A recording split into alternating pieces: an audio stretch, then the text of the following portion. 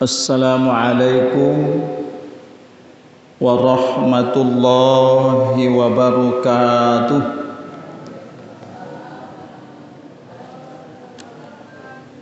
Alhamdulillahilladzi anzala as-sakinata fi qulubil mu'minin liyazdadu imanan ma'a imanihim.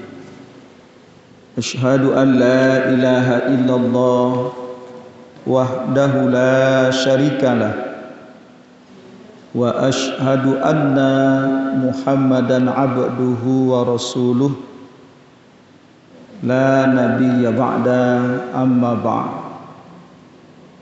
Faqala Allah ta'ala fil Qur'anil Karim a'udzu billahi minasy syaithanir rajim. Bismillahirrahmanirrahim. Innal ladzina amanu wal ladzina hajaru wa jahadu fi sabilillah ulaika yarjuna rahmatallah wallahu ghafurur rahim. Tsumma qala aidan laqad kana fi qasasihim ibratul liulil albab. Sadaqallahul azim. Yang sama kita hormati pengurus masjid, Bapak dan Ibu jamaah maghrib yang insyaallah dimuliakan oleh Allah Subhanahu wa taala. Alhamdulillah, kembali kita bersyukur pada Allah. Allah berikan kemudahan, Allah berikan kesempatan kepada kita. Alhamdulillah kita bisa hadir di masjid yang kita cintai ini, sehingga kita dapat melaksanakan dan menghadiri majelis ilmu ini. Mudah-mudahan kehadiran kita bernilai ibadah di Allah Subhanahu wa taala dan diberi balasan pahala yang berlipat ganda hendaknya. Amin ya rabbal alamin. Salawat dan salam buat Nabi Muhammad sallallahu alaihi wasallam. Allahumma shalli ala Muhammad wa ala ali Muhammad. Besar harapan kita mendapat syafaat dari Nabi Muhammad sallallahu alaihi wasallam. Bapak-bapak dan ibu-ibu jamaah maghrib yang insyaallah dimuliakan oleh Allah Subhanahu wa taala. Ternyata di setiap bulan-bulan dalam tahun Hijriah itu ada saja momen-momen penting, momen bersejarah yang pada saat itu ada dapat sebuah pelajaran yang dapat kita ambil. Termasuk pada bulan ini adalah bulan Muharram tanggal 1444 Hijriah. Nah, mudah-mudahan dari momen-momen sejarah itu mampu kita ambil iktibar dan pelajaran yang sangat berharga bagi orang-orang yang mau memikirkannya. Karena memang dijelaskan oleh Allah di dalam Al-Qur'anul Karim, laqad kana fi qasasihim ibratul liulil albab. Sungguh pada kisah atau peristiwa masa lalu itu terdapat pelajaran yang sangat berharga. Liulil albab, bagi orang-orang yang berfikir. Nah, makna liulil albab di sini Bapak dan Ibu yang dirahmati oleh Allah, orang yang dapat mengambil iktibar itu adalah orang yang memiliki kecerdasan intelektual dan kecerdasan spiritual. kecerdasan intelektual yang masih murni, yang belum dipengaruhi oleh kepentingan-kepentingan tertentu. Sebab kalau kecerdasan intelektual, kecerdasan berpikir, kalau sudah dipengaruhi oleh kepentingan-kepentingan tertentu, maka dia tidak lurus lagi dalam berpikir, sehingga yang benar bisa dikatakan salah, walaupun dia tahu bahwa itu adalah salah. Tapi karena apa yang ia ketahui dengan kecerdasan berpikirnya sudah dipengaruhi oleh yang lain, dan yang salah pun bisa dikatakan benar. Dan yang kedua adalah kecerdasan spiritualnya. Ya. Arti maknanya adalah kecerdasan antara fikir dan zikirnya itu seimbang, sehingga setiap peristiwa yang terjadi ia mampu mengambil pelajaran yang sangat berharga dan bernilai, yang mampu ia jadikan tuntunan atau pedoman di dalam menjalani kehidupan ini. Nah, di bulan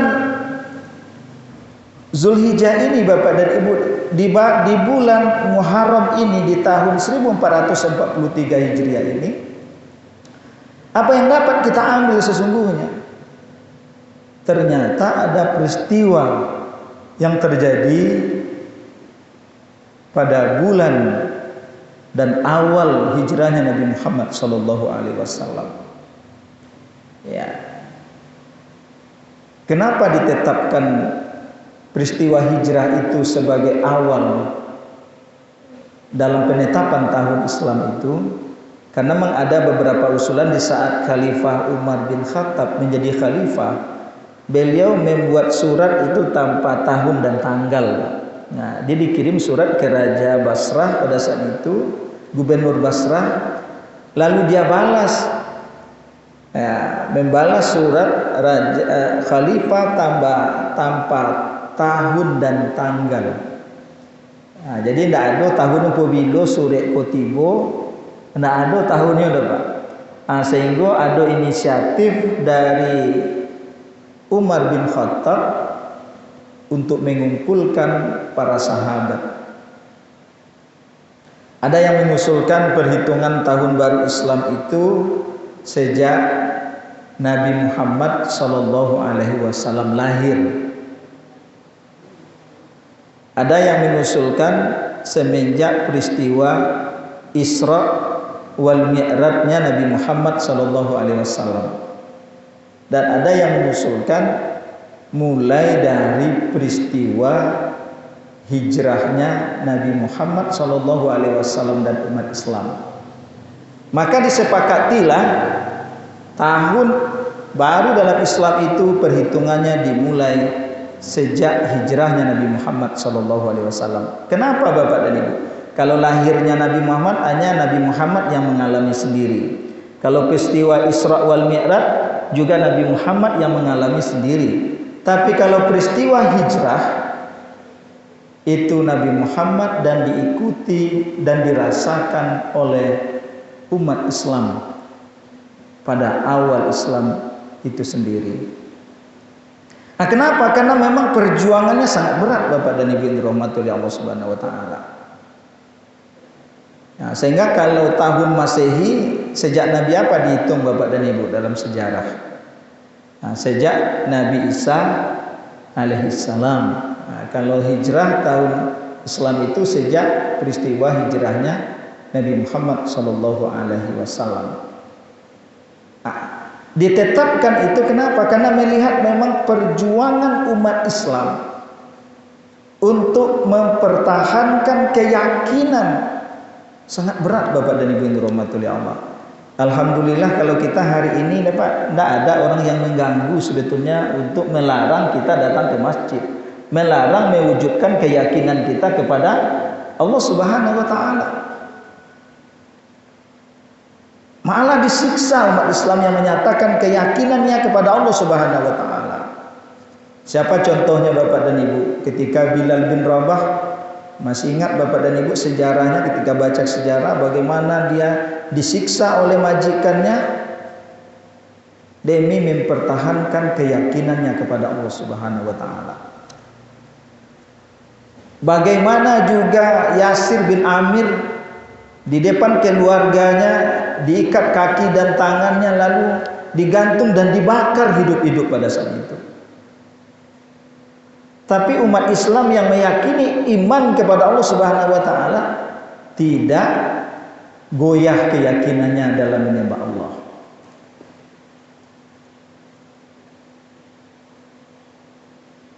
Tidak sampai di situ karena umat Islam juga semakin hari semakin bertambah ada kekhawatiran. Malah dibuatlah embargo ekonomi, artinya sanksi ekonomi terhadap umat Islam. Jadi bukan kini sih sebenarnya ada sanksi-sanksi ekonomi gitu Pak. Ternyata semasa awal Islam, umat Islam Pak dan Ibu ada embargo ekonomi atau sanksi ekonomi yang diberikan oleh kafir Quraisy kepada umat Islam. Malah tempelnya di dinding Ka'bah itu Pak. Umumkan buat dituliskan yang pertama tidak boleh berjual beli dengan umat Islam. Jadi kalau tahu umat Islam Pak Ibu tidak boleh jual beli dah. Akhirnya umat Islam merasakan sulitnya untuk mendapatkan makanan karena memang yang menjadi pedagang pada saat itu adalah banyak kafir Quraisy Pak. Sehingga bahkan ada ya sepatu yang berasal dari kulit, itu yang direbus, itu yang dimakan. Bagi kira Pak. Kalau awak kini terutama dan hadir di musaji itu model itu mempertahankan keyakinan layado semiskin awak na model itu tuh Pak. Layado kira Pak, ndak ada nang kali makan wah. Aku yakin insya Allah awak yang hadir kok atau lagi masalah yang berlingkungan ndak ada semiskin model itu dah Pak. Ndak ada menghadapi barangkali hal yang seperti itu Pak dan Ibu. Walaupun seperti itu mereka tidak pernah surut dari keyakinannya kepada Allah Subhanahu wa taala. Setelah itu apa Bapak dan Ibu? Tidak boleh nikah dengan umat Islam. Kalau nikah memang sampai sekarang itu memang tidak boleh. Beda keyakinan, beda agama nikah. Walaupun di negara kita mengakui itu boleh, tapi kita sebagai umat Islam mesti meyakini tidak boleh nikah beda agama. Walaupun di negara kan boleh, Pak. Tapi kita sebagai umat Islam mesti meyakini tidak boleh nikah beda agama. Tapi ada enggak umat Islam yang nikah beda agama Pak Jebo? Ada enggak Pak? Aduh, Pak, di Kota Padang lah ada tuh Pak. Kenapa di sini Islam dan laki-laki tidak? Atau sebaliknya Pak dan Ibu dirahmati oleh Allah. Kadang-kadang apa yang memotivasi mereka ya? Rasa cinta mereka kadang-kadang ya di faktor-faktor lain. Padahal dalam Al-Quran diingatkan dilarang nikah beda agama. Lalu tidak boleh berkomunikasi dengan umat Islam. Bahkanlah sampai pengumuman itu dimakan rayap Bapak dan Ibu, makanan nenek baru hilang itu Pak. Bayangkan tuh Pak. Padahal ini bintu rahmatullah. Namun semangat mempertahankan keyakinan itu yang perlu kita contoh dan kita teladani. Akhirnya karena semangatnya umat Islam Bapak dan Ibu mempertahankan keyakinannya, barulah orang-orang kafir Quraisy kalau modeliko kecilnya loh. Jadi semakin bertambah orang memeluk agama Islam, semakin tambah orang meyakini Nabi Muhammad sebagai Rasul. Ndak betul doh. Baca Pak Ibu. Kumpulanlah tokoh-tokoh kafir Quraisy itu yang dipimpin oleh Abu Jahal. Lalu mereka merencanakan sebuah makar atau strategi untuk apa Bapak dan Ibu? Di Darun Nadwah itu mereka berkumpul. Dalam Al-Quran dijelaskan dalam surat Al-Anfal ayat 30 apa rencana mereka. Wa idh yamkuru bikal ladzina kafaru. Dan orang-orang kafir itu ketika dia membuat strategi untuk apa? Atau membuat rencana terhadap siapa? Liyuthbituka. Maknanya ini terhadap Nabi Muhammad. Bagaimana Nabi Muhammad itu dipenjarakan, ditangkap lalu dipenjarakan. Di kalau ada sebenarnya tokoh-tokoh Islam yang kuat, misalnya contoh Pak Ibu, ada yang memang ditangkap dan dipenjarakan, sebetulnya rencana ini sudah ada sebetulnya pada masa Rasulullah SAW dan Al-Quran menjelaskan. Lalu au yaqtuluka au yukhrijuka, ada 3 opsi yang ditawarkan di situ. Nang pertama mau baako Nabi Muhammad ko awak tangkoknya awak penjarakan. Nang kedua dibunuh. Nang ketiga diusir. Kira-kira nama yang disepakati Bapak dan Ibu? Nah, kalau dipenjarakan Nabi Muhammad, pengikutnya ada di luar. Kalau diusir beko dari negari di Mekah ko, nanti di tampek yang baru Nabi Muhammad ko terkenal orangnya al-amin, jujur, baik, akhlaknya terpuji dan mulia. Bahkan Allah sendiri memuji akhlak Nabi, wa innaka la'ala khulqin azim.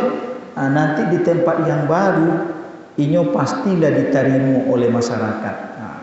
Nak betu donyo sepakati untuk membunuh Nabi Muhammad sallallahu alaihi wasallam. Sampai ke situ nih Pak rencana mereka. Tapi apa yang terjadi? Wa yamkurullah wallahu khairul makirin. Allah juga membuat strategi, Allah juga membuat rencana. Maka strategi dan rencana Allah lah yang terbaik. Akhirnya apa Bapak dan Ibu? Inyo bersembunyi-sembunyi, tidak mulia disabut ke keluarga dan sebagainya. Ternyata biasanya Pak Ibu, setelah rapat itu mereka kan gini, tidak boleh bilang-bilang kepada siapapun ya. Ini adalah rahasia. Kan kadang-kadang ada juga orang model itu, Pak. Ada model itu kadang-kadang Bu, aiko rasio ko maha, anda mulia disabit-sabit ko doa, cukui ke ibu saya nan tahu seorang jadi, atau cukui apa saya mengetahui seorang jadi. Kan betul nak Pak? Iyo keceknya. Tapi namanya nan bisa ditutup rapek tu mulut apa? Mulut botol bahasanya Pak. Tapi nama manusia ko dapat informasi dia acara wakai inyo ingin kamu cari tuan tu. Sampai di rumah toko-toko kafir Quraisy Abu Jahal, Abu Lahab mencari tuan. Besok malam akan terjadi pembunuhan terhadap Muhammad. Tapi ingat jadi cerita-cerita ndak kita tanggang gitu ya. Ndak jalan pagi doh nan ibu kok kemana Bu? Apa ke tetangganya? Hanya cerita ni model itu loh, ndak boleh cerita-cerita ndak ya, ndak boleh cerita kesiasan. Akhirnya apa yang terjadi? Berita itu tersebar jadinya Pak. Nyo ndak boleh nyo rasio, tapi kini acara Pak rasio umum jadinya Pak. Ndak rahasia mana ada rasio umum lah. Akhirnya apa yang terjadi? Ini bintu Roma. Tersiarlah akan terjadi pembunuhan terhadap Nabi Muhammad SAW. Namun Bapak dan Ibu yang dirahmati oleh Allah, Allah mengetahui rencana itu dan memberi informasikan kepada Nabi Muhammad melalui malaikat Jibril. Bapak dan Ibu yang dirahmati oleh Allah Subhanahu Wa Taala. Akhirnya apa nanti terjadi Pak Ibu? Dibuatlah strategi rencana bagaimana keberangkatan hijrah. Bapak dan Ibu yang dirahmati oleh Allah Subhanahu Wa Taala. Ini yang pertama yang dapat kita ambil, bahwa untuk mempertahankan akidah memang banyak tantangannya Bapak dan Ibu yang dirahmati oleh Allah Subhanahu Wa Taala. Apalagi kalau menyatakan orang yang beriman diungkapkan betul oleh Allah dalam Al-Quran. Ahasiban nasu ayutsraku ayyakulu amanna walahum yuftanun. Apalagi ketika kamu manusia itu tidak dibiarkan begitu saja menyatakan saya beriman kepada Allah padahal belum diuji. Kan banyak saya ujian Pak. Model tadi kan ujian tuh Pak. Di embargo ekonomi, dia sanksi, dikucikan dan sebagainya Pak dan Ibu. Tapi ketika dia kuat dalam menghadapi itu, ada hikmah yang diberikan oleh Allah setelah itu. Pak dan Ibu yang dirahmati oleh Allah Subhanahu Wa Taala. Banyak tantangan-tantangan yang dihadapi. Dan sahabat pun rela melindungi Nabi seperti Ali bin Abi Thalib. Dia rela tidur di tempat biasanya Nabi tidur. Ketika dikepung oleh Al-Gojo yang diketahui oleh Abu Jandal, bagaimana pembunuhan itu diketahui oleh Abu Jandal. Ternyata tantangannya itu kan nyawa, Pak. Tapi orang Arab itu juga, kafir Quraisy itu suportif juga Pak. Nyo siaran ditujunya kalau ndak bertamu, nyo ndak akan merusak dan tidak akan membunuh. Kalau ndak tujuannya Bapak Ibu. Kalau dari awak kadang-kadang awak cari manusia sekarang ya nampak tak dapat dan ditujunya nampak ananado kadang-kadang nyurusaknya asyik nambah tamu saya nanti mukul lawan dia nyapa juga rahmatullah Allah Subhanahu wa taala. Tapi orang begitu Bapak dia tidak mau kalau seandainya sasaran tujuannya kalau tidak ada ya dia tidak akan merusak dan tidak menyayang orang yang ada di situ. Ternyata seperti itu Bapak dan Ibu rahmatullah Allah Subhanahu wa taala. Nah, walaupun dia memusuhi Islam Bapak dan Ibu. Nah, kalau hari ini tidak ada permusuhan seperti itu, apalagi kita di Indonesia Pak Ibu. Alhamdulillah kan tidak ada. Tapi Bapak dan Ibu, yang paling berat itu sekarang adalah dalam sebuah ghazwanul fikri, peperangan melalui ideologi dan pemikiran. Aku nang kini Pak. Jadi melalui pemikiran atau ideologi, apa yang dilakukan Bapak dan Ibu? Yang pertama adalah tasdik. Kalau dulu terang-terangan secara fisik, kalau sekarang tidak secara fisik Bapak dan Ibu, apalagi di Indonesia, tapi adalah tasdik. Artinya pendangkalan terhadap ajaran Islam.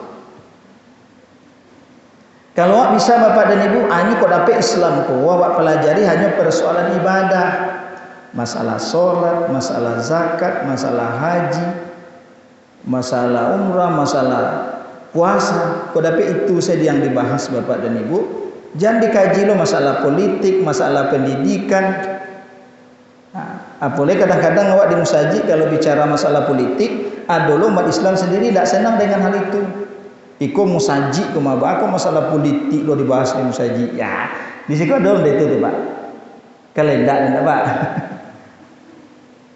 Padahal Islam itu dibangun oleh Rasulullah itu untuk disiarkan melalui kan strategi Bapak dan Ibu. Politik itu kan strategi yang dilakukan Bapak dan Ibu rahmatullah Allah. Sehingga apa yang terjadi Bapak dan Ibu? Macaplah bahwa politik itu tidak baik walaupun ada oknum gitu kan. Yang melakukan ketika dia berpolitik istiqomahnya hilang. Tapi itu kan tidak semua Bapak. Nah, kita berdoa kepada Allah Subhanahu wa taala mudah-mudahan umat Islam yang ikut berpolitik, duduk di pemerintahan, duduk di anggota dewan, MPR, DPR sebagainya, mudah-mudahan ada keistiqomahannya dan berdoa kita kepada Allah mudah-mudahan melalui itu dia bisa memperjuangkan Islam. Gitu Bapak dan Ibu yang dirahmati oleh Allah Subhanahu wa taala. Karena ketika Islam memang dilakukan, didakwakan, ada kekuatan politik di situ, insya Allah Islam akan diterima walaupun kadang dalam kondisi terpaksa kadang-kadang Bapak dan Ibu yang dirahmati oleh Allah. Kalau rajanya sudah Islamnya istiqomah, insya Allah akan mengikuti Pak. Contoh lah Pak, kalau ada misalkan gubernurnya rajinnya sholat berjamaah, ada kegiatan keagamaan, gubernurnya dari dulu tibo kikiro stafnya di bawahnya Pak. Mau tak mau nyoba itu walaupun nanti ada sifat ya tidak ikhlasnya, tapi setidaknya adalah itu akan memberi warna Bapak dan Ibu yang dirahmati oleh Allah Subhanahu wa taala. Contoh mungkin lah pernah coba sampai Bapak dan Ibu, coba ada kebijakan dulu tentang berpakaian muslim anak sekolah Pak Ibu yang muslim. Kan tak lain dulu disuarakan bahwa wajib menutup aurat gitu. Kapan itu terwujudnya Bapak dan Ibu di Sumatera Barat, khususnya di Kota Padang dulu? Tahun berapa? 2005 dah Pak. Nah, sejak Pak Fauzi Bahar mungkin sebagai wali kota, maka ada perda setiap ya muslim itu dia wajib menutup auratnya. Alasannya kenapa Bapak Ibu? Ketika mereka sholat, datang waktu sholat, dia dekat masjidnya, sehingga tanpa membawa kain bagi laki-laki, mereka celananya sudah panjang, lalu saya sholat. Dan itu bisa diwujudkan. Padahal sudah lama Bapak Ibu, itu kekesalahan karena kebijakan yang diambil itu adalah untuk menerapkan, menjalankan Islam bagi kita yang beragama Islam. Tapi bagi yang tidak beragama Islam tentu bagi mereka tidak diwajibkan Bapak dan Ibu dirahmati oleh Allah. Nah, ini perjuangan Bapak dan Ibu. Oleh karena itu Bapak dan Ibu, kita tidak boleh alergi dengan politik, tapi kita berdoa bagi saudara-saudara kita umat Islam yang memang ada bakat untuk maju berpolitik, ya kita doakan mudah-mudahan dia istiqamah memperjuangkan Islam Bapak dan Ibu yang dirahmati oleh Allah Subhanahu wa taala. Ini Bapak dan Ibu. Jadi mereka tidak menyerang sekarang dengan bagaimana kita diserang secara fisik seperti yang dilakukan oleh kafir Quraisy terhadap umat Islam dan terhadap Nabi Muhammad di Mekah dulu, tapi sekarang melalui tasqit, bagaimana pendangkalan terhadap Islam itu sendiri. Awak-awak lebih cenderung kadang-kadang Bapak dan Ibu ibadah nafsi yang lebih banyak, tapi kadang-kadang ibadah sosial terkadang kurang Bapak dan Ibu. Contohnya kalau manusia yang terbaik dalam Al-Quran dikatakan ukhrijat linnas itu ta'muruna bil ma'ruf wa tanhauna 'anil munkar. Orang yang terbaik, manusia yang terbaik di antara kami itu adalah orang yang mengajak kepada yang ma'ruf, mencegah dari yang munkar. Kalau majakna nelok mungkin banyak, tapi untuk mencegah kemungkaran kau barik lah Pak. Kalau majak Allah mari sholat, mari puasa, tapi untuk mencegah kemungkaran itu sulit Bapak dan Ibu yang dirahmati oleh Allah. Coba saya hari kini ya Pak Ibu, contoh ada anak sedang main-main SD lah misalnya Pak Ibu, ada salah kawannya seketik nyobai bacari dan sebagainya, ucapkan kata-kata yang baik. Siapa namu menegur gini Pak? Lihat ada namu menegur Bu. Lihat berani orang negur gini, kadang biasa lah anak awak beko ditegur orang tua lo berang lo kawak macam. Ada nama prinsip udah itu. Tentu tegurnya dengan cara nelo. Jandanya ditegur tapi orang tua dia kata-katai. Ada aja nama itu. Ada anak siapa yo kama. Kan ada aja nama itu Pak. Kan anak siapa lari. Sampai kapan dicari. Tapi setidaknya gitu. Nah itu kata-kata yang tidak baik. Nah, setidaknya ada upaya itu. Kalau ada yang salah Bapak dan Ibu yang dirahmati oleh Allah, maka tegurlah, cegahlah. Kan ada 3 menurut Rasulullah Pak Ibu caranya. Mara'a minkum mungkaran falyughayyiru biyadihi. Siapa melihat kemungkaran, ketidakbenaran, maka tegurlah dengan biyadihi. Biyadihi itu maknanya dengan kekuasaan Pak, atau dengan tangan. Jadi kalau orang tua tentu punya kekuasaan kepadanya. Ibarat pemimpin Bapak dan Ibu, kalau di unsur terkecil di pemimpin dalam warga itu ada RT. Tentu melalui RT kalau punya pemimpin dibuat aturan-aturan misalkan yang memang kalau membuat orang dekat dengan Allah. Contoh Bapak Ibu, kalau ada orang pesta dibatasi waktunya, jangan sampai jam 1 malam masih bunyi jo organ golek. Asal namanya guru itu Pak, itu melalui Pak RT, kesepakatan warga. Kan ada juga orang Pak Ibu berahli itu organ itu sampai jam 1 malam masih organ juga. Ada orang kasih rahat. Nah Pak, pada al-muslimu man salimal muslim min lisanihi wa yadihi. Muslim yang sesungguhnya yang baik itu adalah muslim yang selamat orang lain karena ucapannya dan perbuatannya. Pada Ibu rahmati Allah. Atau kalau ada di lingkungan itu misalnya ini pesta, lalu beko ada main domino, los itu ada minum bir, itu kan dengan kekuasaan Pak RT misalnya. Kalau enggak teh RW di atas itu siapa Pak Ibu, lurah dan sebagai camat, lalu sampai ke wali kota dan sebagainya. Kalau dibuat aturan-aturan seperti itu melalui biyadihi dengan kekuasaan. Kalau awak tak punya kekuasaan, fa illam yastati' bilisanihi. Awak tak punya kekuasaan untuk itu doh. Minimal awak lakukan itu adalah bilisanihi. Nasihati dengan baik. Wa tawasau bil haq, wa tawasau bis sabr, wa tawasau bis sabri, wa tawasau bil marhamah. Ada 3 tuh Pak. Nah, yang pertama saling mengingatkan dengan kebaikan, saling mengingatkan dengan kesabaran, saling mengingatkan sabar dan kasih sayang. Itu Pak. Jadi di situ Pak ada sabar, ada kasih sayang. Jadi kalau anak nan salah tadi awak sabar, ada kasih sayang di situ, kelembutan. Gitu Pak. Kalau lah model itu lakukan, insya Allah tuh tidak ada mengkaberan dan apa Ibu. Tapi kalau yang dikata-kata ya nak siako, siayahnya, siapa dikaji lo itu Pak. tentu kadang-kadang ya, tentu tidak baik Bapak dan Ibu rahmati Allah. Indak jo sanggup Bapak Ibu itu cukup dengan hati, tapi itu adalah adhaful iman, itu minimal Bapak Ibu, bahwa kita tidak menyukai perbuatan itu. Kalau tidak menyukai biasanya tentu tidak mendekati dah Pak. Nah, Pak tidak senang dengan perbuatan itu dah. Tapi ada lagi kisahnya Pak Ibu, ini tidak suka mencari orang berjudi dan sebagainya, contohnya Pak Ibu, atau yang sarana mengantarkan seseorang berbuat judi.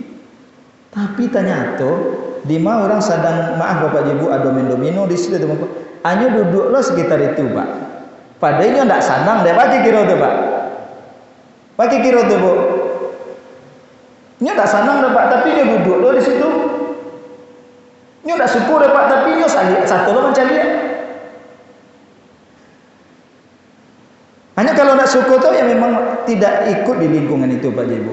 Nyo kalau ikut juga Pak Ibu, ibarat kalau terjadi sesuatu, kalau ada orang sedang berjudi itu, awak ada juga di situ. Kalau ada misalkan Pak razia Pak, contoh Pak, si anak ada di sekitar itu dibawa, ada polisi ditangkap sana. Pak satu ndak satu Pak, yang penting ada di situ, kamar dibawa Pak Beko di kantor di selesaian dia. Awak tak mangga-mangga ada Pak Ibu, tapi awak ada di lingkungan itu, awak tak bawa seorangnya Bapak Ibu rahmatullahi Allah Subhanahu wa taala. Jadi oleh karena itu Bapak Ibu, kalau Anda syukur dengan perbuatan yang tidak baik, kita tidak membackingnya dan kita tidak berada di sekitar itu di saat itu perbuatan yang tidak baik itu berlangsung. Hati gokol Bapak Ibu, bukti sebetulnya kita yang terbaik ketika melihat sesuatu yang tidak baik mampu kita lakukan. Cegah dengan kekuasaan, cegah dengan lisan, kalau tidak minimal cegahlah dengan hati, bahwa kita tidak menyukai perbuatan itu. Begitu juga misalkan kita tidak suka terhadap orang yang ghibah. Awak tak suka pada orang ghibah, awak tak suka pada orang bergunjing-gunjing kau doang. Tapi awak namu jo mendangai, bagi kira tu Pak Ibu. Televisi awak IDN jo, abu siarannya Bu. Nyo tak suka bergunjing, tapi nyo dangai jo tu, bagi kira tu Bu. Hati nanti acara televisi kau dicari aja acara yang gosipnya kerajaan itu. Berarti secara tidak langsung sama aja suko jadi itu Pak. Nyo kalau tidak suko itu kalau ada acara gosip capek ditukar sinyal apa kau siaran itu kan. Jadi kan kalau ada orang berkelompok-kelompok sedang bergosip, minimal kalau tidak bisa nyo tegur, tidak bisa nasihati, minimalnya tidak ada di situ doh. Tidak ikut menikmati doh. Kau kadang-kadang tidak suko atau jauh menikmati. Ya Bu. Ada model itu Bu. Tapi mudah-mudahan lain tidak Bu. Ini dirahmati oleh Allah Subhanahu wa taala. Nah, ini yang mesti dilakukan Bapak dan Ibu. Yang kedua, apa yang mereka lakukan Bapak dan Ibu? Taswih, artinya pencemaran terhadap umat Islam. Cobalah Bapak dan Ibu bandingkan, kalau ada umat Islam yang melakukan kesalahan, ada orang di luar umat Islam yang melakukan kesalahan. Mana paling banyak muncul di media Bapak dan Ibu? Mana paling banyak muncul Pak? Ini sama-sama melakukan kesalahan. Kalau ada umat Islam contohnya korupsi Pak. Ada lo di luar Islam yang tidak Islam agama tapi tidak korupsi lo. Sama-sama korupsi. Kira-kira mana paling banyak muncul di media Pak?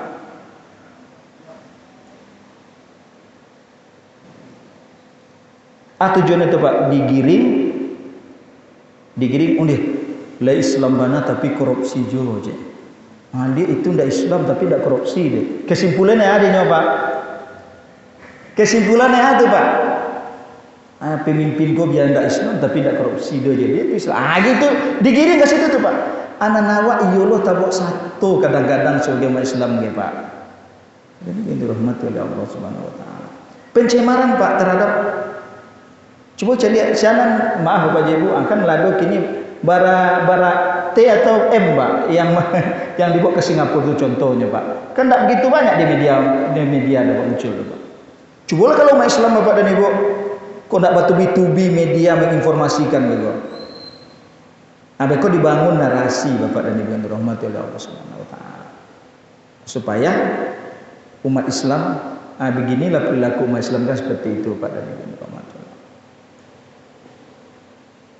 Lalu yang ketiga adalah paham westernisasi.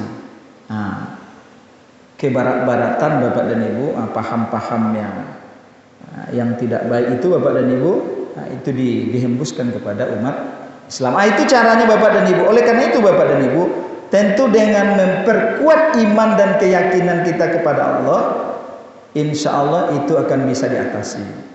Maka saya misalkan kalau iman itu hidup di dada seseorang, di diri seseorang, maka bagaikan ikan di dalam air, ikan di dalam laut. Ikan di dalam lawi Bapak Ibu, kan hidupnya di lawi, berkembang biaknya di lawi. Tapi ketika ditangkok di nelayan, Bapak Ibu, terpengaruh tidak oleh asinnya lawi Bapak Ibu ikan tadi Pak? Terpengaruh tidak asinnya lawi ikan tadi Pak? Tidak. Kenapa Bapak Ibu? Karena yang hidup Pak. Tapi kalau seandainya ikan itu mati, saketek dia garam apa Ibu? Menjadiannya Bu asin, jadi ikan aja Bu, ikan asin jadinya Pak. Apa maknanya di situ Pak? Kalau iman awak ada hidup di dado apa Ibu, di diri kita masing-masing, saketek dipengaruhi oleh lingkungan Pak, inyo ikut terpengaruh oleh lingkungan itu. Orang model itu yo awaknya ayo lah model itu lo orang kini lah model itu cuma Pak. Itu kadang-kadang Bapak dan Ibu yang dirahmati oleh Allah Subhanahu wa taala. Contohlah hari ini seperti ini contohnya Pak Ibu. Kalau ada seseorang sekarang sogok menyogok dalam mendapatkan pekerjaan, kira-kira banyak umat Islam yang menyuruh atau melarang Pak? Pandangan umat Islam membolehkan atau melarang mana banyak kini kira-kira Pak?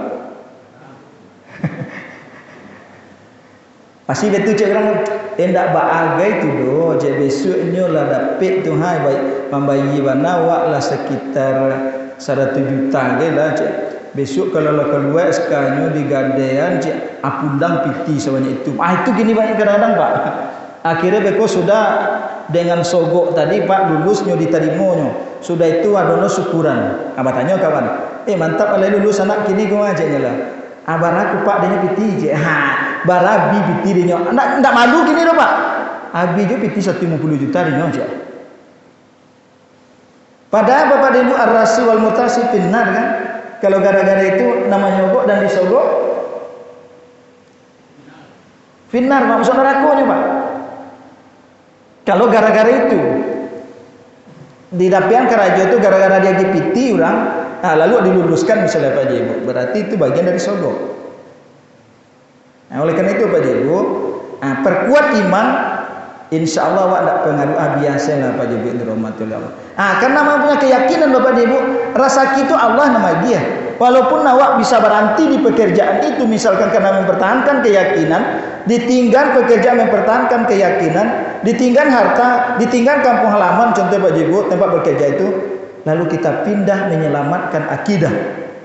Di situ akan ada saatan, ada kelapangan hati di situ. Pak Ibu dirahmati oleh Allah Subhanahu wa taala. Contohnya Pak Ibu, Abdurrahman bin Auf, masih kenal pernah tidak membaca kisah Abdurrahman bin Auf? Nyotinggane haratonyo di Mekah. Pekerjaannya Pak Ibu nyo pindah ke Madinah demi mempertahankan keyakinannya, akidahnya, imannya. Tiba di Madinah, kerajonyo Pak Ibu nyo mulai usahanya menjual pelana namanya kok yang bekas-bekas kuda Pak, nyoba rasienyo barang-barang second lah Pak tibonyo, barang second. Akhirnya apa nanti jadi Pak Ibu? Akhirnya usahanya berkembang menjadi orang yang kaya. Ternyata Bapak dan Ibu setelah nu kayu, ada kecek Nabi orang nang kayu tu besok agak talambe masuk surganya. Jadi orang nang kayu agak talambe masuk surga Pak. Sebabnya Bapak Ibu, Bukan berarti awak dilarang kayo, bego jangan salahnya Pak Jibu. Umat Islam kok mesti kayo aja Pak. Kau nak haji Pak, Pak mengeluarkan zakat. Tapi kerja Nabi orang kayo tu, nyo enggak terlambat masuk surga dibandingkan orang miskin yang taat jo. Sebab kalau harato tu kan dua pertanyaan besok Pak. Di mana didapean, kama di pagunuan. Kadang-kadang orang rapik cara yang halal Pak. Lapayahnya mencari harato dari pagi sampai malam. Tapi beko sedang elok saya habine ke meja judi Pak. Atau ada juga orang dapat harato hasil korupsi, hasil malas. Beko nyoba gunanya untuk nan bayi. Kedua-duanya tetap seperti debu saja Bapak dan Ibu dirahmati oleh Allah Subhanahu wa taala. Lalu Abu Rahman mendengar itu Bapak Ibu, oh iya harato anggo besok mempalambian anggo masuk serugo kok cek. Terjadilah pada saat itu gagal panen kurma. Gagal panen kurma, busuk sih kurma aku banyak Pak Ibu. Akhirnya tentu petani kurma mengalami kerugian Pak. Abdurrahman bin Auf nyambi tabungan hartanya Pak Ibu, nyobali kurma nam busuk itu saja Pak. Lah nyobali kurma nam busuk Pak Ibu. Ternyata terjadi penyakit menular di Yaman di saat itu dalam sejarah. Ubeknya kurma busuk. Bayangkan Pak Ibu. Bayangkan Pak Ibu terjadi penyakit menular Pak di Yaman. Akhirnya utusan raja datang ke Madinah. Nyok datangi petani kurma kecilnya. Kami diutus dari raja ingin membeli kurma nam busuk. Jawab petani tadi itu. Kurma nam busuk kami lah diborong de Abdurrahman bin Auf. Ini akan membelinya 3 kali lipat. Ternyata apa pun yang jadi Pak? Nyobali 3 kali ini ingin miskin soalnya Pak supaya terhalang. Ternyata karena kekayaannya tidak came dengan mempertahankan imannya supaya jangan lalai mengingat Allah. Itu. Akhirnya ternyata Allah tetap memberikan kekayaan kepadanya. Apa maknanya di situ Pak Ibu? Jangan takut kemiskinan gara-gara untuk dekat dengan Allah dan untuk mempertahankan keyakinan kita kepada Allah Subhanahu wa taala. Jangan takut kalau menggalih misalnya pas orang azan awak tutup galih waktu matahu setelah itu ada jual beli. Kok kadang-kadang iya ujian ada loh Pak. Pas orang ke azan tak Bu. Orang tiuk sebentar lo belanja. Itu ujian soalnya Pak Ibu. Tapi ketika kita mampu menyatakan rezeki datangnya dari Allah, saya akan lebih memenuhi panggilan Allah. Adose setelah itu beko datang seorang lebih banyak jual beli dari itu Pak. Kalau memang diyakini Bapak dan Ibu yang dirahmati oleh Allah Subhanahu wa taala. Bapak dan Ibu, inilah yang perlu kita lakukan. Hijrah kali ini bagaimana mereka para sahabat Rasulullah mempertahankan hijrahnya, mereka rela pindah. Kalau kita hari ini Bapak dan Ibu tentu mempertahankan keimanan kita kepada Allah Subhanahu wa taala walaupun dengan berbagai tantangan-tantangan kehidupan ini. Jangan khawatir persoalan rezeki, asalkan kita berusaha demi mempertahankan iman, insyaallah Allah berikan kemudahan-kemudahan. Barangkali ini hikmah yang dapat kita ambil Bapak dan Ibu dari peristiwa hijrahnya Nabi Muhammad sallallahu alaihi wasallam. Mudah-mudahan tahun ini kita isi dengan yang lebih baik. Karena dijelaskan mangkana yauman khairan min amsihi fa huwa rabihun. Siapa yang hari ini lebih baik keimanannya dari tahun kemarin, lebih baik amal ibadahnya dari tahun kemarin, lebih baik dan meningkat ilmunya dari tahun kemarin, itulah rabihun, orang-orang yang beruntung di hadapan Allah Subhanahu wa taala. Mudah-mudahan kita bahagia orang yang lebih baik dari sebelumnya dan umur yang Allah berikan kepada kita khairun nas man tala umruhu wa hasuna amaluhu. Manusia yang terbaik itu adalah panjang umur, diberikan kesempatan hidup yang diberikan oleh Allah, amal kebaikannya semakin bertambah. Amin ya rabbal alamin. Demikian al-hakim rabbik. Jika yang benar datangnya dari Allah, jika salah kelemahan saya sebagai manusia biasa, kepada Allah mohon ampun, kepada bapak dan ibu saya mohon dimaafkan. Demikian wabillahi taufik wal hidayah. Wassalamualaikum warahmatullahi wabarakatuh.